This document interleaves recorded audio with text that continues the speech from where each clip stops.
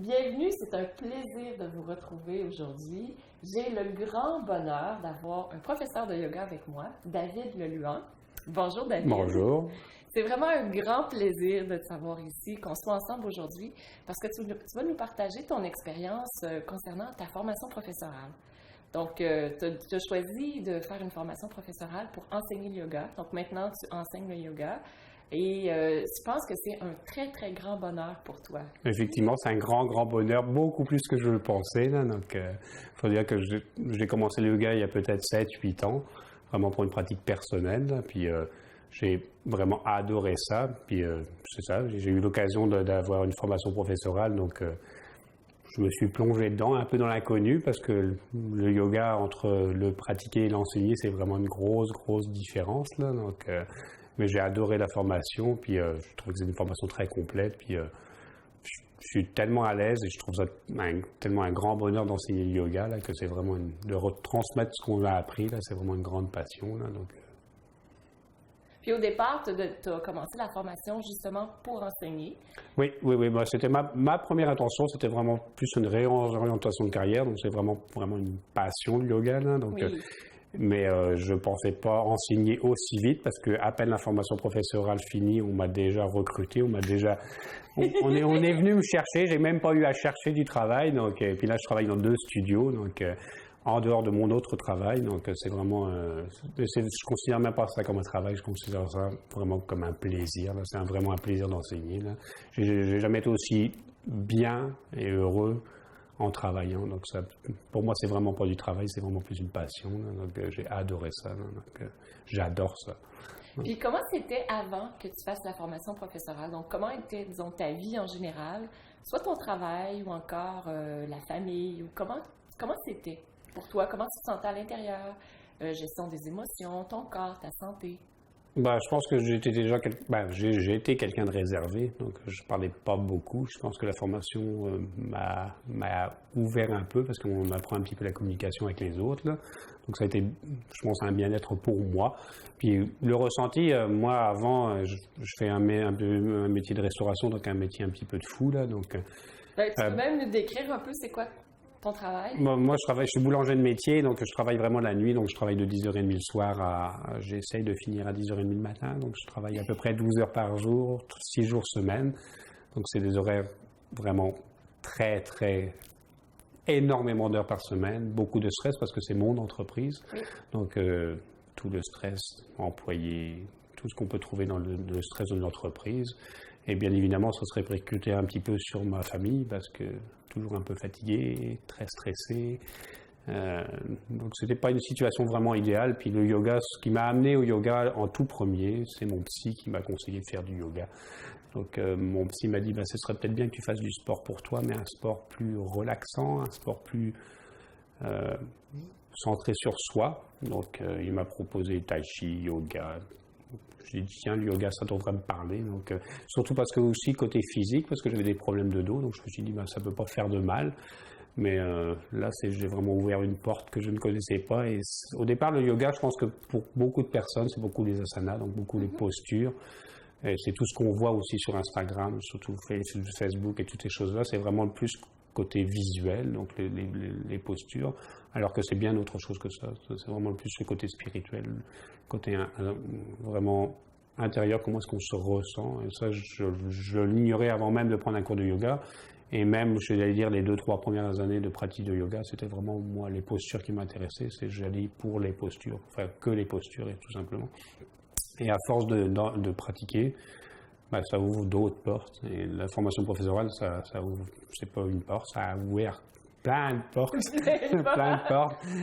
Les chakras, la méditation, toutes ces choses-là qui étaient vraiment peut-être pas inconnues, mais qui ne m'intéressaient pas, et même qui me faisaient un peu peur, j'allais dire, parce qu'on a toujours une certaine appréhension quand on a les chakras, les centres énergétiques, toutes ces choses-là, c'est un peu très non palpable, disons. Donc, moi qui suis très terre à terre, moi, je crois ce que je vois. Donc, c'est vraiment sortir de sa zone de confort. Là, donc, mais le résultat est est extraordinaire pour la communication, le calme. Maintenant, je prends tout avec philosophie, donc énormément.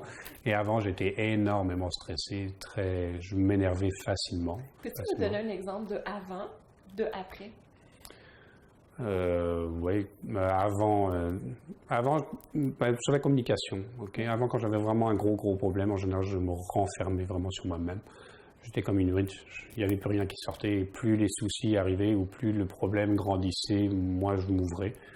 Et maintenant, avec la formation professorale, j'essaie de vraiment prendre du recul, de me concentrer sur ma respiration et vraiment d'essayer d'exprimer le plus simplement ce que je ressens. Alors que c'est des choses que je ne faisais jamais. Jamais.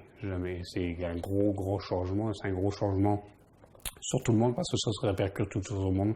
Mes parents m'ont trouvé changé, plus calme. Ma femme aussi, mes enfants, ça les amuse beaucoup. Je suis un professeur de yoga.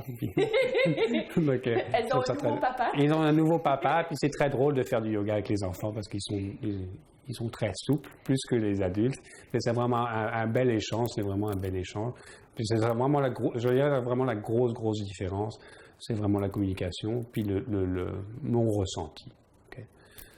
Avant, je voyais pas mal le côté sombre, donc je voyais toujours le mauvais côté de la chose. Donc, dans mon entreprise ou dans ma vie personnelle, quand il arrivait quelque chose, je regardais tout le temps le négatif. Tout le temps. C'était le noir qui arrivait assez rapidement. Est-ce que tu en étais conscient? Non. Même pas, c'est ça qui arrive. Non. Donc, c'est vraiment plus un état d'esprit que j'ai décrit. Moi, je voyais tout en noir. Quand il arrivait quelque chose, c'était où je culpabilisais, où c'était de ma faute, où je voyais encore plus noir ce que c'était. Donc, je voyais toujours le côté plus sombre, alors que maintenant, c'est complètement l'inverse. On t'aurait dit que tu étais quelqu'un de négatif, tu l'aurais pas. Non, c'est ça. Puis, dit, non, c'est ça. Puis, la personne qui m'a ouverte un petit peu, c'est quand même le psy, parce que le psy, je pense qu'il a une formation adéquate pour détecter ces choses-là. Et je pense que s'il m'a conseillé du yoga ou du tai chi, ou toutes les choses qui sont un peu plus intrusives, je pense que parce qu'il savait où mettre le doigt.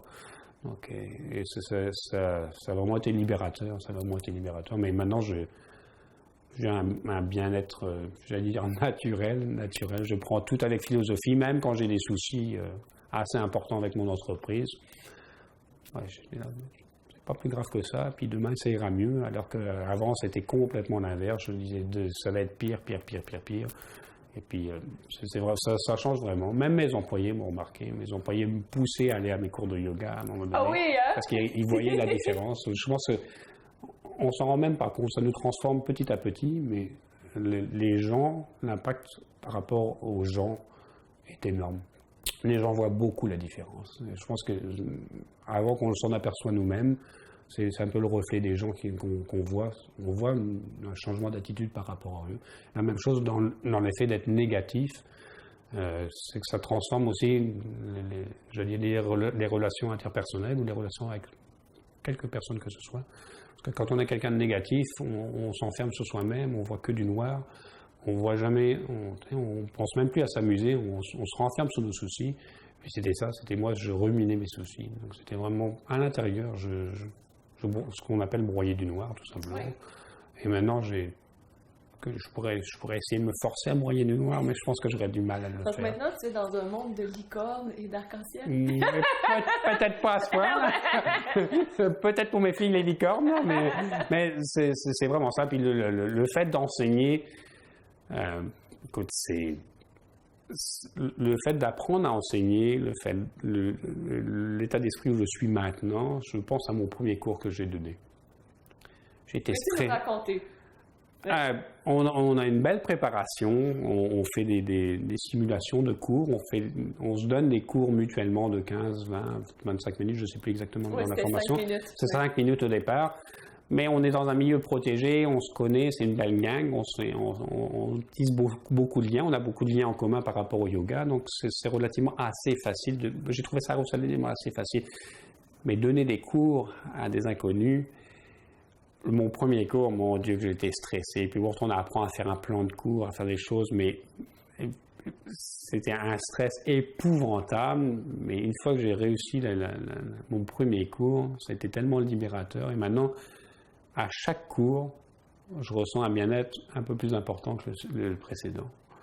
Donc, et puis, je suis de plus en plus à l'aise. Et puis, c'est vraiment une passion, c'est le cas de le dire. Wow. Donc, ça m'a vraiment, je pense vraiment transformé, et je pense que ça va me transformer pour quelques années, parce que mon but premier, c'est vraiment de vendre mon entreprise, de nous concentrer vraiment que sur le yoga. Donc, et le promouvoir. Le plus possible. Ah oui, je suis un bon ambassadeur, disons. Un bon ambassadeur. Il faut dire que dans ma formation professorale aussi, j'étais le seul homme de la formation, ce qui fait que je suis sorti un petit peu de ma zone de confort, parce qu'on s'entend que le yoga, c'est nettement plus féminin comme clientèle. Oui. Et je dois dire que je n'étais pas trop confortable les 2 premiers cours qu'on était, parce qu'il y avait juste des femmes. Donc c'est vraiment sortir de sa zone de confort. Puis ce que je veux dire, c'est que c'est accessible à tout le monde, le yoga. Est-ce que tu as plus d'hommes maintenant dans tes cours? Oui, moi je donne dans le style que j'enseigne pour le moment, c'est un enseignement assez intense, donc c'est des cours assez intenses. Je veux dire, dans les asanas un peu plus exigeants, un peu plus musculaires, donc ça attire un peu plus forcément une clientèle d'hommes. Mais maintenant, ce que je me rends compte aussi, c'est de sortir de ma zone de confort maintenant dans mon enseignement, parce que de temps en temps, je donne des cours de yin yoga, et c'est parfait. Je ressens le même bien-être, même si on est un peu moins à l'aise. Les élèves s'en rendent pas forcément compte. Mais... Ils ne savent pas, eux. Non, ils ne savent pas. C'est vraiment... notre état d'esprit, quand on enseigne, les élèves n'ont aucune idée. Et moi, à chaque fin de cours de yoga, je dis toujours aux élèves, bon, mauvais commentaire, venez me voir, parce que j'aime ça avoir le reflet de ce qu'ils ressentent. Et quand j'ai des bons commentaires, je suis aux anges.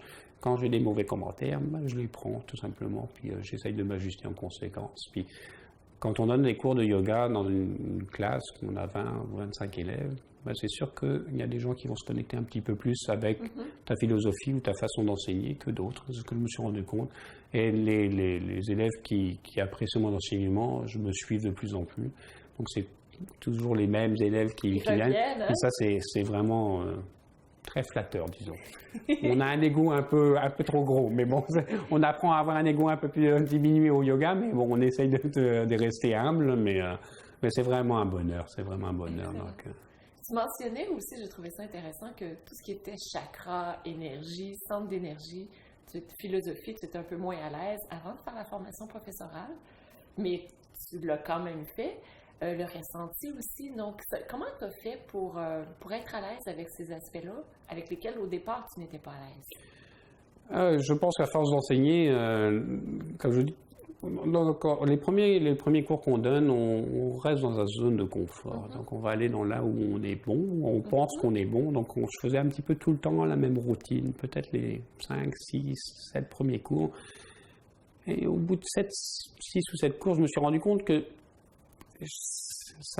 j'avais moins de joie à retransmettre, il manquait quelque chose. Donc là, j'ai commencé à ajouter tranquillement les petites couches, le chakra du cœur, les ouvertures, mais surtout dans les étirements, dans les asanas, et vraiment le ressenti.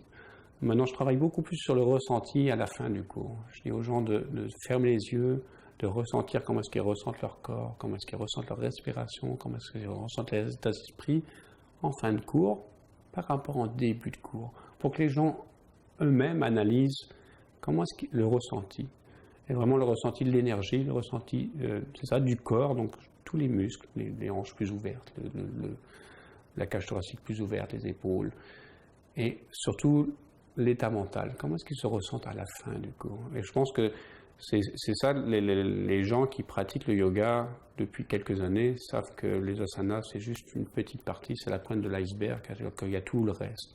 Et les gens qui commencent le yoga, c'est l'inverse. Ils pensent que les asanas, les postures, c'est vraiment le yoga, et qu'il y a un petit côté philosophique, alors que c'est complètement l'inverse. Et ça, on s'en rend compte, plus on le pratique. Oui. Et je pense que plus on enseigne, et on le voit avec les enseignants qui pratiquent depuis nombreuses années, ils sont beaucoup plus à l'aise de parler des chakras, des centres énergétiques et tout ça. Mais ça m'arrive même de chanter les mantras en début de cours. Wow. Ça, c'est vraiment sortir des zones de confort, mais c'est vraiment le ressenti. Moi, j'essaye vraiment maintenant de travailler un petit peu plus, que les élèves ressentent eux-mêmes, qu'ils analysent le bien-être en 1 heure ou 1h10 ou 1h30 le cours. Comment est-ce qu'ils se sentaient en début de cours sur leur tapis, comment est-ce qu'ils se sentaient à la fin. Je leur dis sans juger, juste comparer, juste constater la différence, s'il y a une différence. Et je fais ça pour le corps, pour la respiration et pour l'état d'esprit, pour l'état d'être.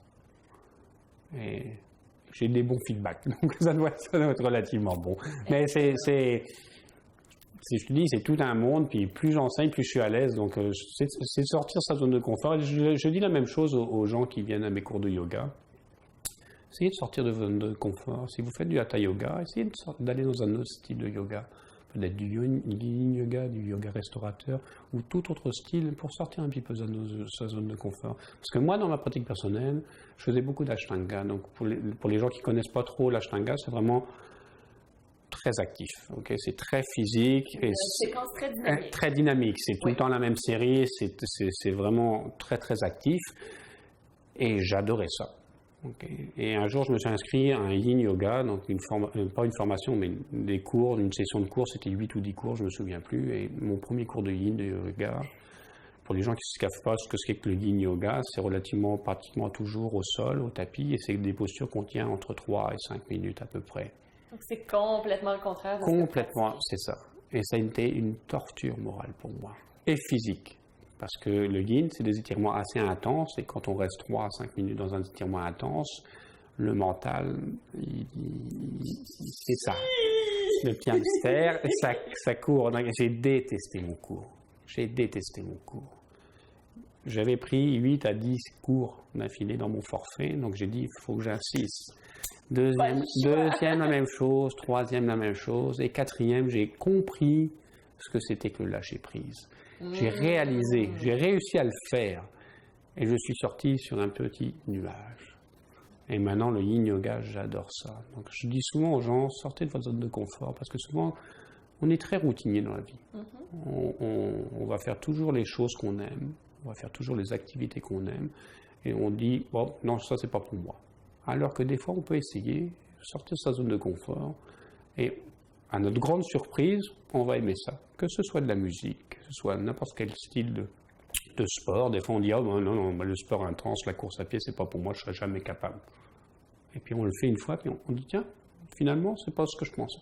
Mais je pense que le yoga, c'est exactement la même chose. Donc, le yoga, il y a tellement de styles de yoga. Le yoga est accessible à tous, justement pour ça. Mes parents sont en vacances, puis mes parents, je parlais à ma mère, puis ma mère a dit, oh, non, le yoga, je peux pas, j'ai mal partout. Je dis, fais du yoga restaurateur. Je me dis, c'est quoi du yoga restaurateur? Je dis, c'est ton tapis avec des coussins bien ajustés. C'est vraiment des étirements très légers, très doux, très légers. Oui. Et je dis, ça ne peut que te faire du bien. Et puis, elle me dit, ah, je ne pensais pas que c'était ça le yoga. Donc, je pense que le yoga, ça englobe tellement de choses que les gens, ils ne connaissent qu'une petite partie, même dans les asanas, même dans les styles de yoga. Et souvent, dans les asanas ou les styles de yoga, on voit tout le temps un petit peu les mêmes. On voit du hatha, on voit des choses très acrobatiques, des équilibres sur la tête, des inversions, alors qu'il y a beaucoup de styles de yoga. Puis je pense qu'il y a autant de styles de yoga que de styles de personnes. Donc chacun trouve son style et ses choses. Oui, exactement. Puis aussi, dans le cadre de ta formation professorale, donc là maintenant, ce que tu fais, c'est que tu peux enseigner plusieurs styles de yoga. Mais comment tu as fait pour choisir ta formation professorale? Parce que je sais que tu en as magasiné plusieurs, tu as fait du shopping, tu as regardé partout. Qu'est-ce qui pourrait être le mieux pour toi? Puis comment tu as fait pour choisir? Ça n'a pas été facile. Okay? Ça n'a pas été facile. Je dois dire, c'est un peu comme sauter dans l'inconnu parce que oui. Bon, on avait un entretien avec toi. Donc déjà, ça m'a permis de te connaître. Et puis, je pense que c'est vraiment le yoga, c'est vraiment une connexion avec le professeur. Il y a plein de professeurs et des fois, la connexion ne se fait pas. Pas parce que c'est un mauvais professeur, mais c'est parce qu'on n'a pas la même philosophie ou le style de yoga ne correspond pas vraiment. Et je pense que la connexion s'est faite avec toi. Tu sais. Et avant que je m'inscrive, avant que tu m'appelles pour dire que j'étais sélectionné pour être inscrit, même quand tu m'as appelé, j'étais joyeux et très stressé parce que c'est vraiment comme tu t'en vas dans l'inconnu. Là, tu sais pas où tu t'en vas. Puis moi, j'ai 45 ans, j'ai quitté l'école à l'âge de 15 ans. Donc on s'entend que retourner à l'école, même si c'est quelque chose qu'on aime, j'avais beaucoup d'appréhension, disons. Donc, mais c'est vraiment la connexion plus avec toi. Donc, moi, je t'ai rencontré personnellement. On a pu poser les questions que tu voulais. Et à notre premier entretien, je suis sorti de là, peut-être encore avec plus de doutes. Parce que tu as parlé des centres énergétiques, des couches énergétiques du corps. Donc, j'étais là. Mais je pense que j'ai eu vraiment l'appel du yoga et la connexion s'est quand même fait, mais la façon dont tu as parlé du yoga, tu sais, c'est vraiment la formation globale que tu as parlé. Tu as parlé des asanas, mais tu as parlé beaucoup des couches énergétiques du corps et toutes ces choses-là. Et moi, encore une fois, c'est sorti de ma zone de confort. Donc j'ai dit, je me lance. Et puis côté pratique aussi, parce que là où tu as enseigné, c'était un corps esprit, c'est un studio qui n'était pas très loin de chez moi, donc il y avait aussi le côté pratique, les horaires qui me convenaient, donc c'était j'allais dire un ensemble, mais je pense que c'était vraiment plus la connexion. Donc c'est ça qui m'a fait choisir cette formation professorale, avec beaucoup d'appréhension et beaucoup de peur. Et je ne sais pas si j'étais seul dans ce cas-là, mais moi j'ai trouvé ça un peu épeurant. Donc, c'est normal d'avoir peur avant. Oui, c'est exactement. Et, et le premier cours aussi. Et le premier week-end. C'est exactement ça. Mais non, parce que j'étais bien. Dès que je suis arrivé, je pense que la formation était vraiment bien montée. Puis, on y est graduellement. Et puis, comme les chakras, on en apprenait un chaque fin de semaine. Donc, c'est vraiment une progression, j'allais dire, dans la formation. Maintenant, une fois que j'étais assis sur mon tapis, dans ma formation, je me suis dit que j'ai pris la bonne décision. Excellent. Okay. Bien qu'on ne savait pas où allait nous amener la formation complète, parce que tu nous avais fait un cours sommaire, mais ce que on en apprend toutes les fins de semaine. Mais une fois que ma décision a été prise, disons qu'une fois que j'ai dit, oui, je le veux, j'étais à l'aise avec ma décision. Puis, bien évidemment, ce n'est pas une décision qui se prend tout seul, parce que j'avais mon associé. Donc, moi, j'ai dû alléger un petit peu mes horaires pendant la formation. Donc, mon associé m'a dit, vas-y, ça va te faire du bien. Vas-y, ça va me faire du bien. ma femme m'a dit, vas-y, ça va te faire du bien. Et je pense que j'ai eu le soutien de tout le monde. J'ai eu le soutien de mes parents, même s'ils habitent à 5500 km. Ils ont dit, vas-y, si c'est ce que t'aimes, vas-y, fonce. Et je pense que c'est un petit peu ça qui m'a surpris le plus. Donc c'est là peut-être que je me suis rendu compte que le yoga me faisait énormément du bien et leur faisait énormément du bien parce que tout le monde était d'accord avec moi. Il n'y a personne qui a mis en doute, tu sais, peut-être pas pour toi ou tu vas pas aimer ça ou bien le yoga.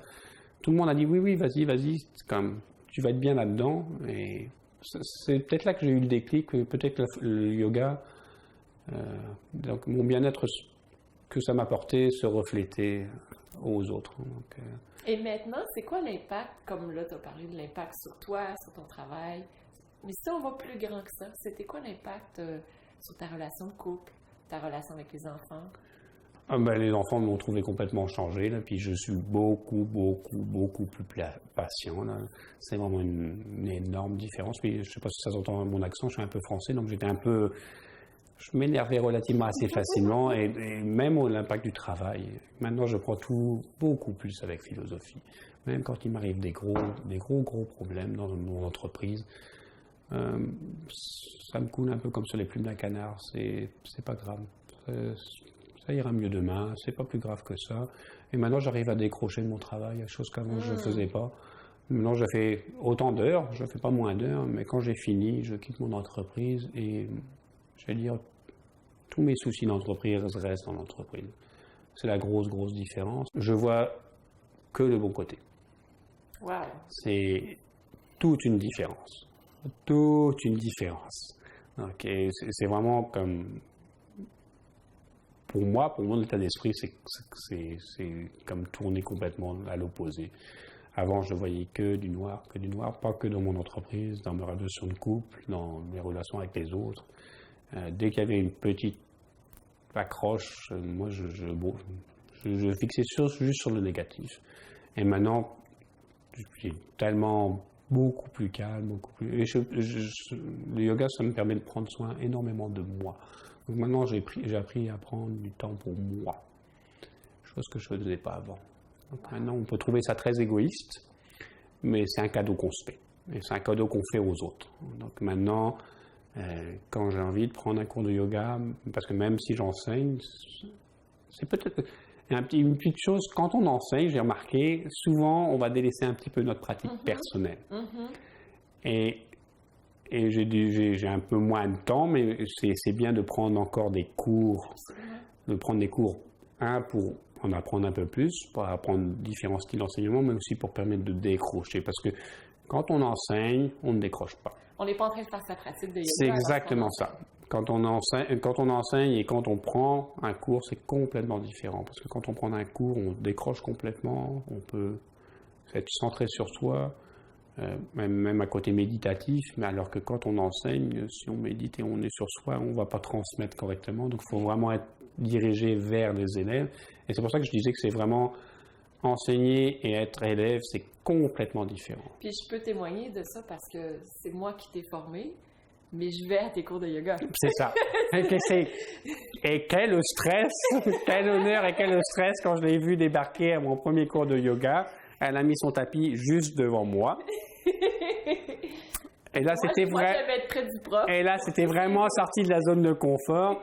Oui, c'est drôle parce que tu aimes être à côté du prof, alors que dans ma pratique de professeur, la salle se remplit toujours par le fond. Oui. Donc les gens, ils sont très...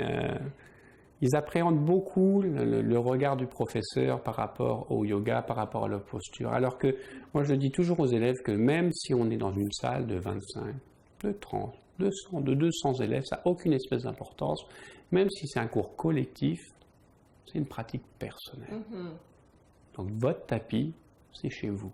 Même si vous êtes dans une salle avec 30 ou 40 personnes, le professeur, il est juste là pour se diriger vos postures, ajuster vos postures, mais c'est vraiment une pratique personnelle.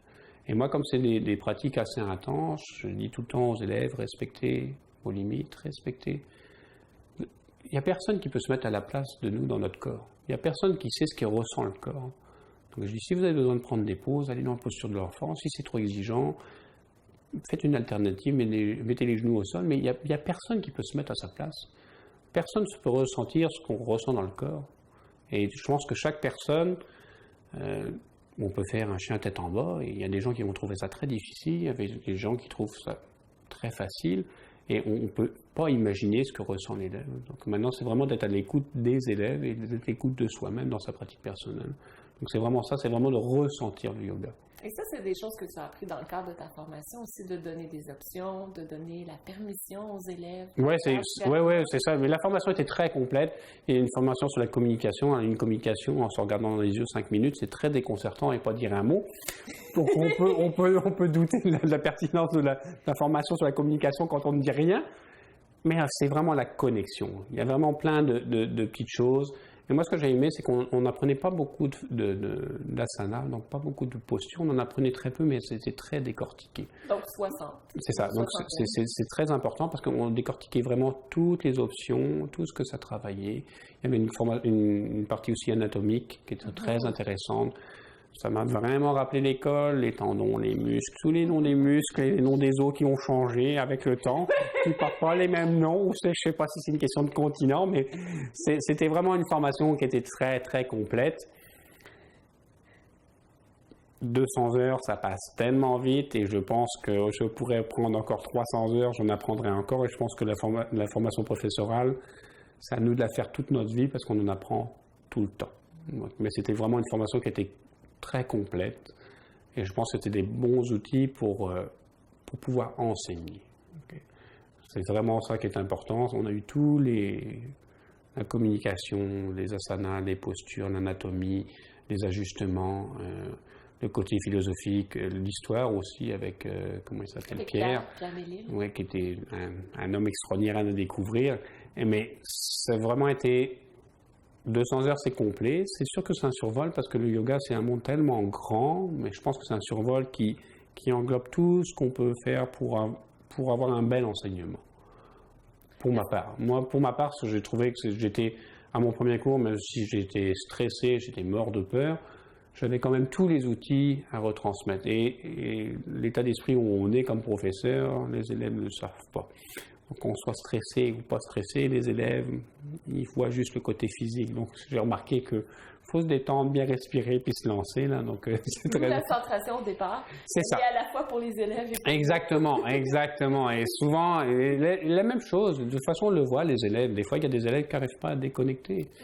On le dit souvent, rester les yeux fermés pour rester connecté sur soi-même. Il y a des gens qui ont les yeux grands ouverts, qui regardent le plafond. Puis on voit que malheureusement, pour ce cours-là, cet élève-là s'est pas connecté à soi-même.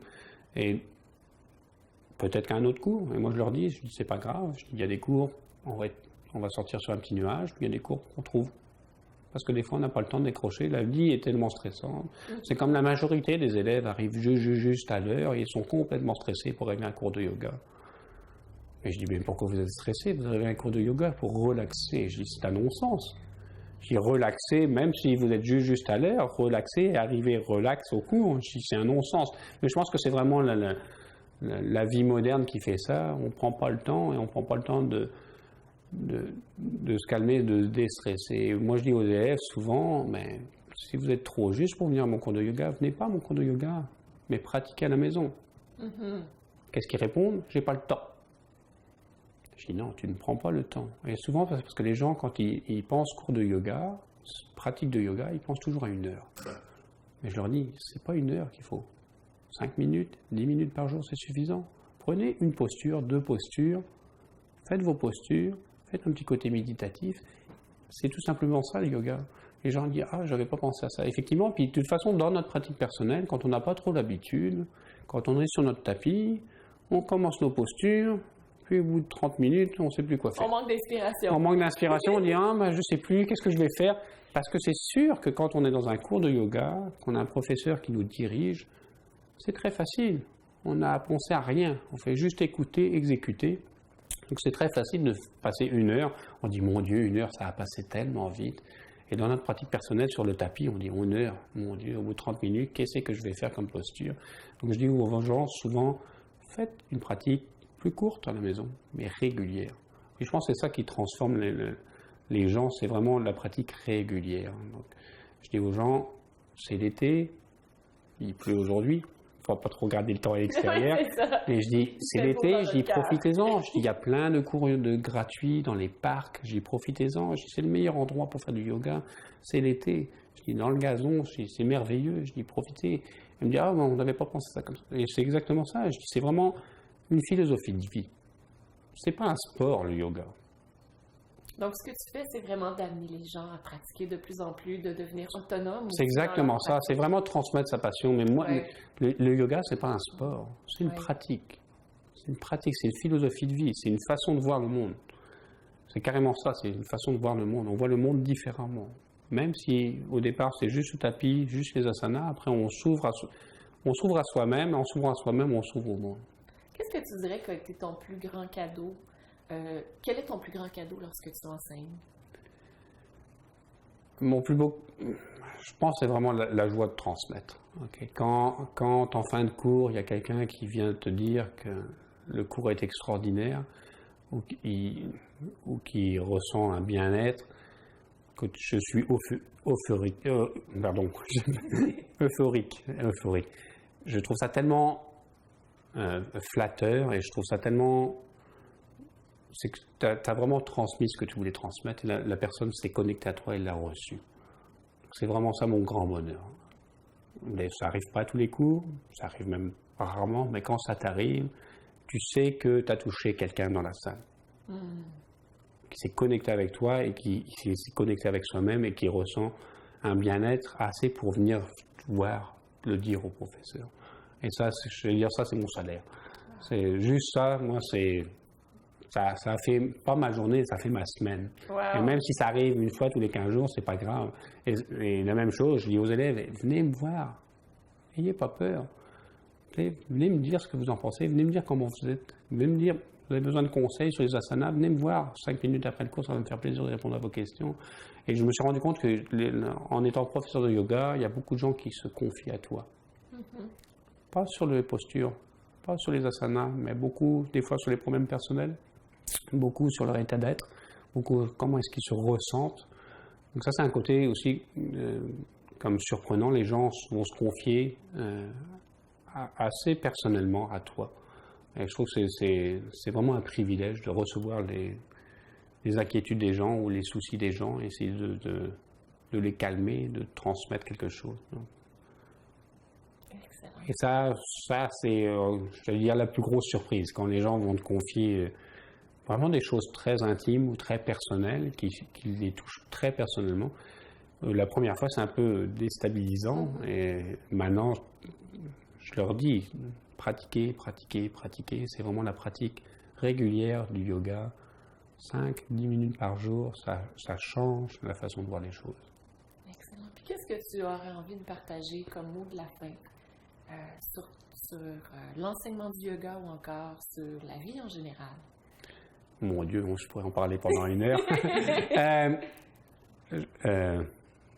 Une chose qui est marquante pour toi ou encore qui est importante?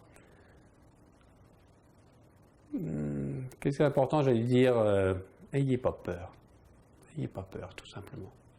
Peur d'aller en formation professorale, peur de pratiquer le yoga, peur du regard des autres. C'est vraiment de défaire ces peurs, quelles que soient les peurs. Oser passer à l'action. Oser passer, c'est exactement ça, c'est passer à l'action. Arrêtez de rester statique ou de ne pas bouger. Il y a des gens qui vont changer de carrière, c'est pas une obligation. Il y a des gens qui sont pas bien là où ils sont, que ce soit dans une relation de couple, que ce soit au travail, une relation même amicale ou familiale. Oser n'est pas peur. Peur de dire ou peur de changer. On peut changer de travail, on peut changer de conjoint, même si c'est une peur immense. Je veux dire, c'est ça, c'est ne plus avoir peur, oser. Un grand merci David pour tout. Namasté.